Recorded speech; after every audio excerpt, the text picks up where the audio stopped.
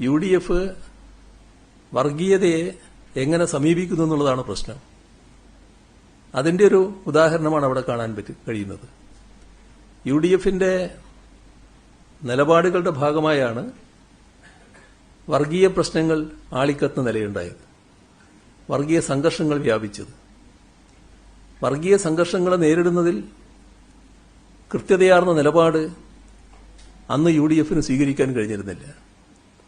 അതേ വർഗീയ ശക്തികൾ നമ്മുടെ കേരളം വിട്ടുപോയിട്ടൊന്നുമില്ല കേട്ടോ, കേരളത്തിൽ ഇപ്പോഴും ഉണ്ട്. പക്ഷേ അവർക്ക് അഴിഞ്ഞാടാൻ കഴിയുന്നില്ല. അവര് തലപൊക്കാനുള്ളൊരു ശ്രമം നടത്തിയാൽ, അതിൻ്റെതായ നീക്കങ്ങൾ ഉണ്ടായാൽ കർക്കശമായ നടപടികളിലൂടെ നേരിടുന്നതാണ് ഇന്നത്തെ സർക്കാർ രീതി. അതാണ് LDFും UDFും തമ്മിലുള്ള വ്യത്യാസം. വർഗീയതയോട് വിട്ടുവീഴ്ചയില്ലാത്ത സമീപനമാണ്. ഏത് വർഗീയത എന്ന പ്രശ്നമേ ഇല്ല. ഏത് വർഗീയതയായാലും നാടിനാപത്താണ് എന്ന നിലയാണ് പൊതുവെ സ്വീകരിച്ചു പോകുന്നത്.